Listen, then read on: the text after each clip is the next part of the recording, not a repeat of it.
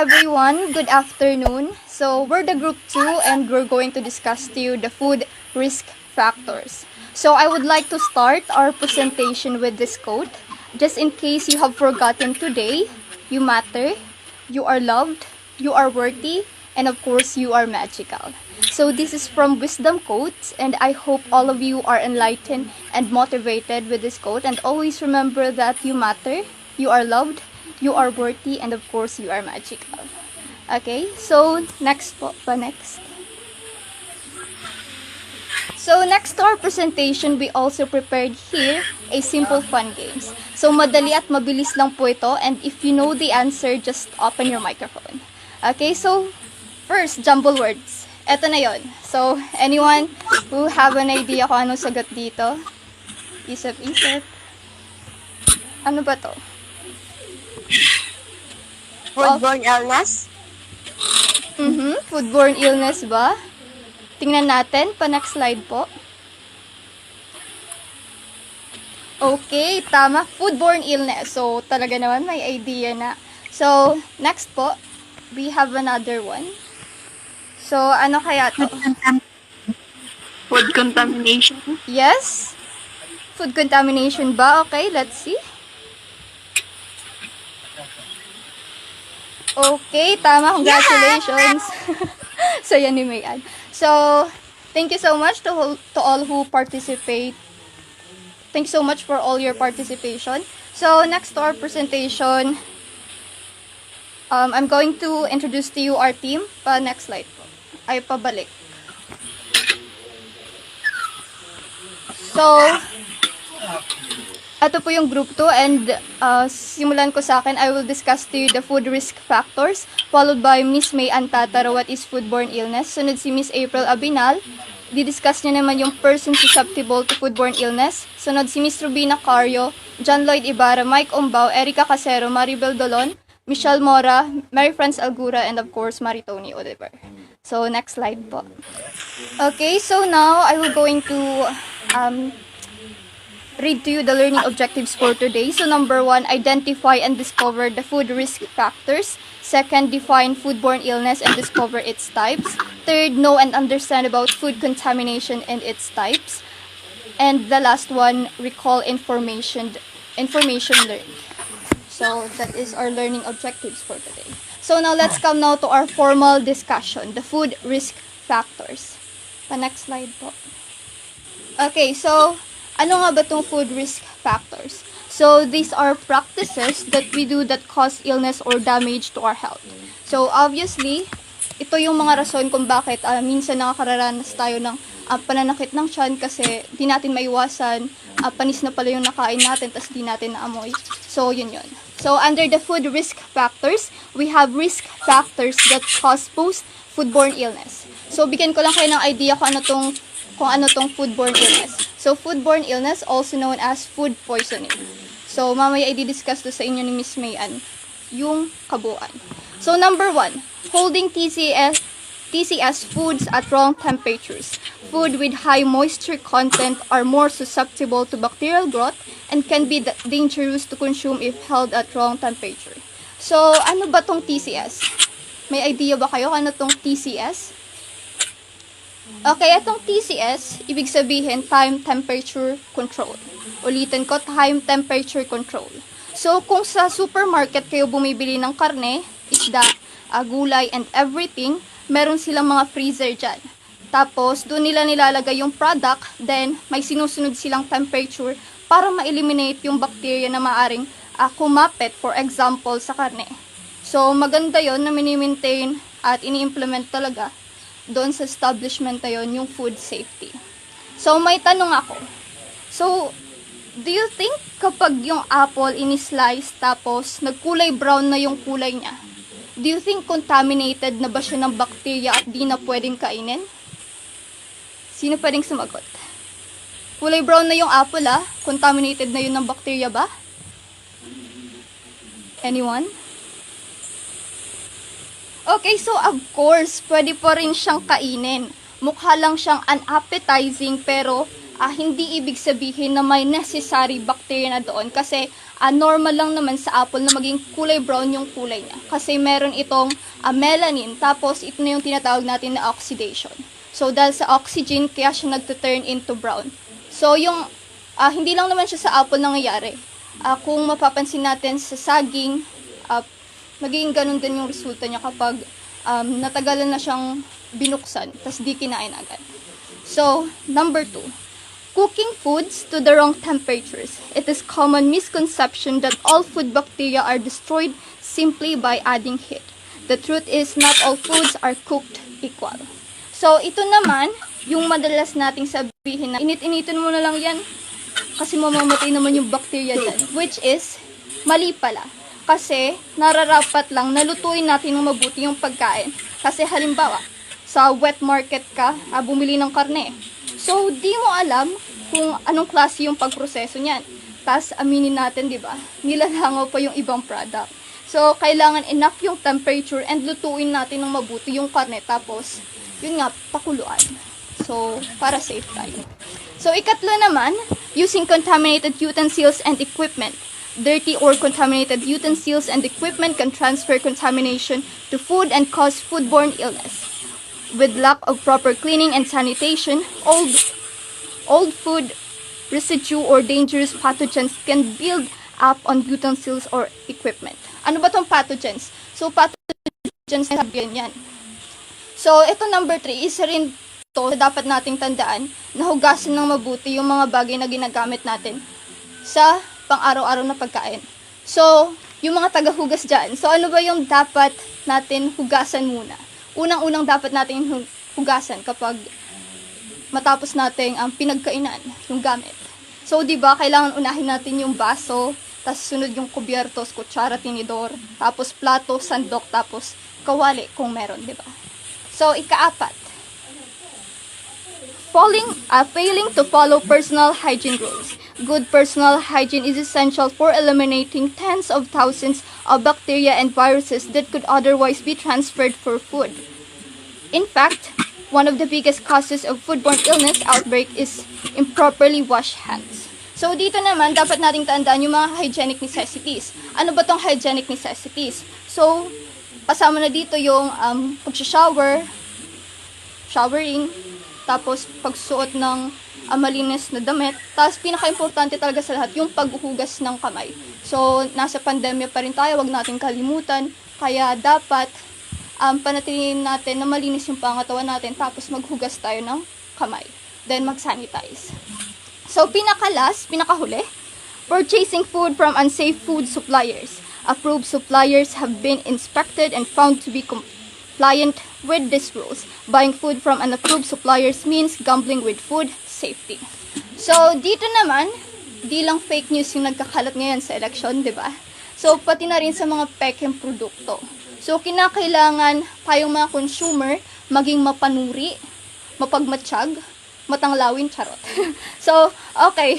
So, dapat sinusuri nating mabuti yung binibili nating pagkain o produkto. Lalo na kung may karinderya kayo, kung may business kayong karinderya. So, dapat na kilala natin ng mabuti at pinagkakatiwalaan yung mga supplier. So, that's the end of the introduction of foodborne illness. I hope you learned something. And now, Miss May and Tataro will discuss to you the definition of foodborne illness. So, thank you. Okay, thank you, Jonah. What is a foodborne illness? Foodborne illness, also called a food poisoning, is an illness caused by eating foods that have harmful organisms and germs. These harmful germs can include bacteria, parasites, and viruses. They are most found in raw meat, chicken, fish, and egg. But they can spread to any types of food. They can also grow a food that is left out or counters or outdoor or stored too long before you eat. Sometimes foodborne illness happen when people don't wash their hands before they touch.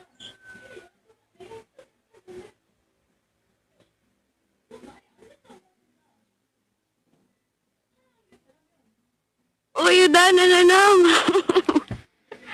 Continue mo na, Mayan. Foodborne illness is a mild and goes away after few days. All you can do is wait for your body to get rid of the germs that is causing the illness. But some of foodborne illness may be more serious and you may need to see a doctor. Foodborne illness or foodborne disease, this is a type caused by eating, like meat, chicken, fish, and egg. And foodborne disease happen when people don't wash their hands before they touch their food. Kaya we need to sure our food that and hands before kitang magkaon to make our safe. Who are highly susceptible to illness? While food poisoning can affect anyone who eats foods contaminated by foodborne pathogens, certain populations are more vulnerable to food poisoning and can be at far greater risk of developing serious illness with long-term effects or even death if contracting food poisoning. Those high-risk groups children younger than 5 years, pregnant women, adults older than 65, and people with weakened immune systems and chronic illness including diabetes, kidney disease, HIV or AIDS, and some types of cancer. People with weakened immune system due to diabetes, liver or kidney disease, alcoholism, and HIV are receiving chemotherapy or radiation therapy cannot fight germs and sickness as effectively. For example, people on dialysis are 50 times more likely to get a listeria infection. They may be more prone to pneumonia and other conditions. Bacteria and viruses, including the virus that causes the infection COVID-19, can have a devastating effect on a person with compromised immune system. Children younger than 5 years. Young children have immune systems that are still developing, so their body's ability to fight germs and sickness isn't as strong. Food poisoning can be particularly dangerous for them because illness can lead to diarrhea and dehydration. Children younger than 5 are 3 times more likely to be hospitalized if they get a salmonella infection. And kidney failure strikes 7 children under age of 5 who are diagnosed with coli 0157 infection. Pregnant women. Pregnant women are more likely than other people to get sick from certain germs. For example, pregnant women are 10 times more likely to get listeria infection. Foodborne illness during pregnancy can cause serious health problems, miscarriage, premature delivery, stillbirth, or even death of the mother. Different microorganisms or chemical contaminants can affect the mother and fetus or newborn in a variety of ways. Ala, ayun na.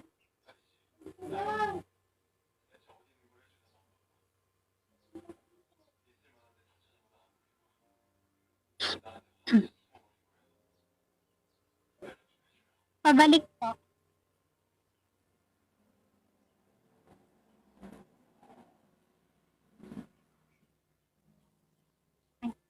Adults age 65 and older. Older adults have a higher risk because of people age. Their immune systems and organs don't recognize and get rid the harmful germs as well as the ones did. Nearly half of people aged 65 and older who have a lab-confirmed foodborne illness from Salmonella, Campylobacter, Listeria, or E. coli are hospitalized.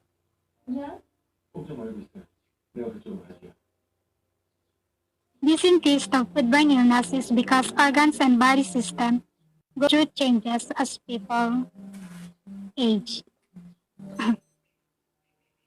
Foodborne infection.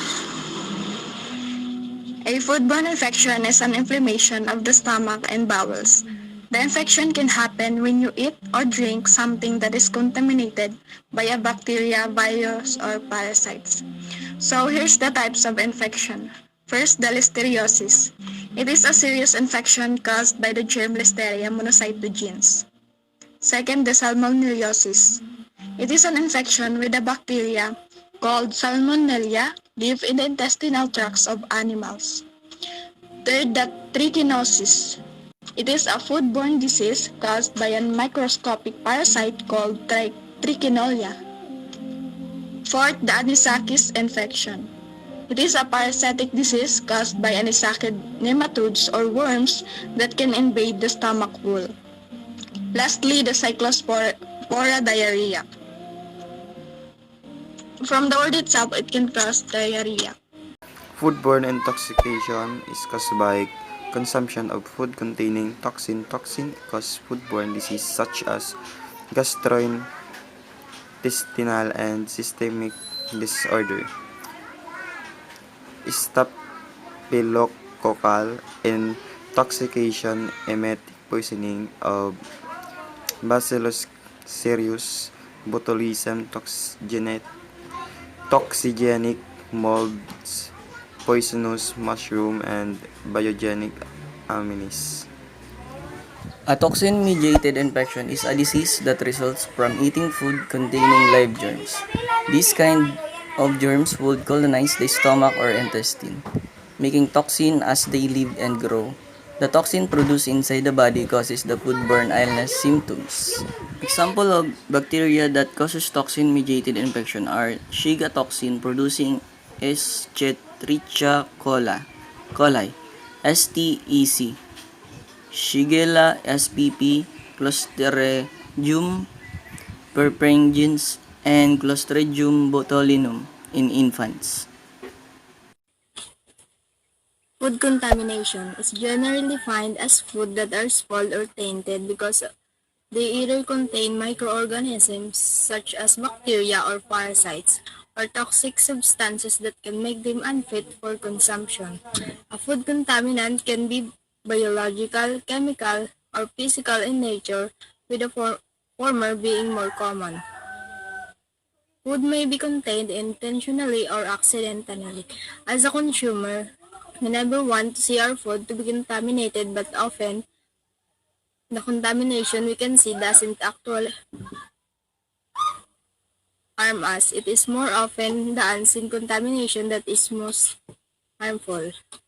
Ultimately, food contamination is when something gets into food that should not be there. Contamination can happen anywhere where the food is being handled or at any stage of the manufacturing process. However, the main vulnerabilities are in the production and supply chain. Many scenarios could result in contamination, and a single case can have long-lasting ramifications to someone, like, for example, a food. It is not always obvious whether food is being contaminated. Biological contaminants. More often than not, this term especially denotes the contaminant of food of microorganisms. Microorganisms are the living things we commonly need a microscope to see in detail. This means things like bacteria, viruses, fungi, and parasites. You can argue that an instinct found of food or even a biological contaminant, and they're definitively right in many aspects. However, biological contaminant is more commonly seen especially as microbiological contaminants. Biological contamination source. There are way too many microorganisms that could contaminate our food to go over team or butter about to get good an overview. Many, but not all, of these are transmitted via fecal contamination of our food. These species may come from animals or humans. For examples, cow, cow manure may contaminate milk, human waste, such as that from sewage runoff of contaminate crops, but human waste many contaminate of food without any sewage also. For example, if a restaurant employee doesn't wash their hands properly after going to and then handles the food you eat, you are being put at risk of illness stemming from microorganisms in the gut. However, some of the biological contaminants may present in the meat of milk of an animal already without any further need to fecal contamination, and if its product isn't properly cooked, you're setting yourself to trouble. For instance, some parasites actually live inside the cells that make up the muscles of an animal. If you are a lover of raw, rare, and even medium rare meat, then you may be eating those parasites. Only by truly cooking for food can be ensured that you kill all those microorganisms on or within the food you eat. What do steak, bacon, really tasty vegetables, and fruits all have in common? The answer is they all have the potential of being contaminated with biological organisms. If you don't wash and cook them truly, you're putting yourself at risk of potential really serious infection in your body. Masisira ang ating tiyan na pwedeng maranasan natin ang pananakit ng tiyan at pagtatae. Biological contaminants include bacteria, viruses, animal danger, and its saliva, house dust, mites, cockroach, and pollen. There are many sources of these pollutants. When disease-causing bacteria or other harmful microorganisms called pathogens contaminate food and are consumed, it is a common cause of food poisoning and food spoilage. Bacteria are small microorganisms that split and multiply very quickly. The source of biological contamination is dust, raw meat, the air, the human body, pets and pests, and kitchen cloths. Two groups of bacteria. Pathogenic bacteria. Pathogenic bacteria are bacteria that can cause disease. Most species of bacteria are harmless and are often beneficial, but others can cause infections, diseases. The number of these pathogenic species in human is estimated to be fewer than 100. And non-pathogenic organisms are those that do not cause disease, harm, or death to another organism. The term is usually used to describe bacteria. It describes a property of a bacteria, its inability to cause disease. Most bacteria are non-pathogenic. Difference between pathogenic and non-pathogenic.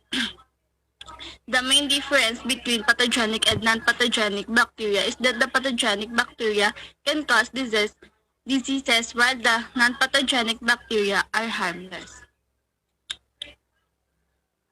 And pathogenic and non-pathogenic bacteria are the two main types of bacteria other organisms are in contact with. Some pathogenic bacteria may be present in normal individuals without causing a disease. Thank you.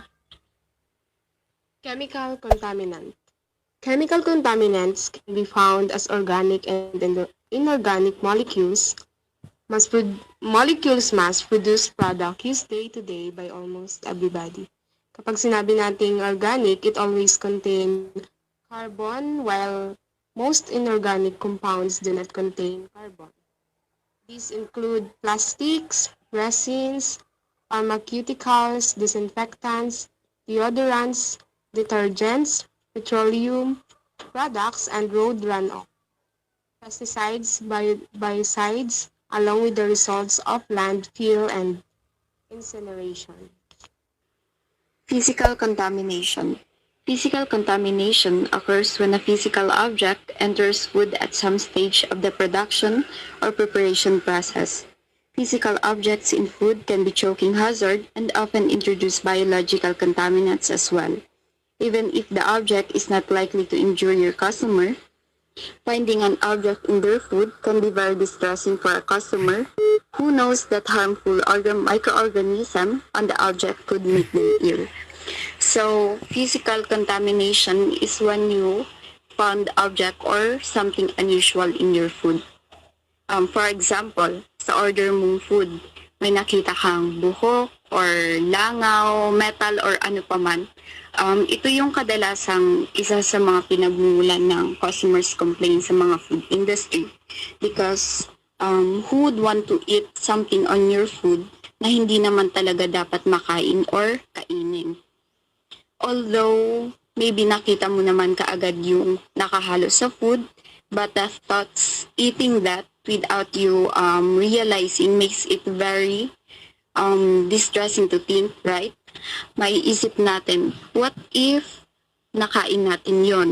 Mapapaisip na lang tayo kung saan nagmula and we have that feeling na masusuka na lang because of what we imagine where did that thing came from.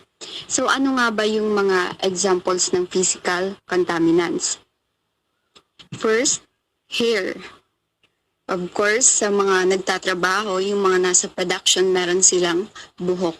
Although, may mga paraan naman para maiwasan makahalo yung hair sa mga product.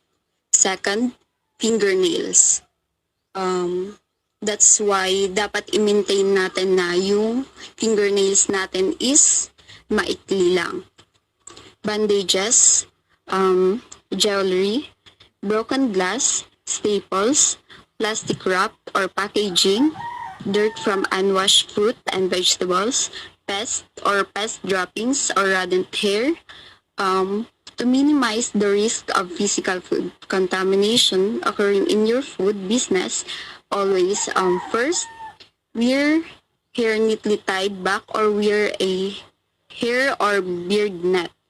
Yun po, para maiwasan na makahalo yung buhok natin sa mga food. Kasi hindi natin malalaman what if nahulog na pala yung hair natin. Hindi natin napansin na nakahalo na dun sa product. Second, keep jewelry to a minimum when necessary. Yun po, what if yung mga jewelry natin is nakahalo rin po sa food and hindi rin po natin namalayan. 3. Wear bandages that can easily seen if they fall off. 4. Throw out and replace scrap, cheap or broken dishware, glassware, and equipment. 5th, use plastic metal scoop for ice. Never use glass. 6th, wash fruits and vegetables thoroughly. 7th, establish pest prevention and control procedures as part of your food safety plan. Okay, so that's the end of our presentation. We hope that you all learned something from us. And tandaan natin lagi yung mga bacteria, andyan lang yan palagi. So, magugas tayo ng kamay, mag-sanitize, nandyan pa yung pandemic.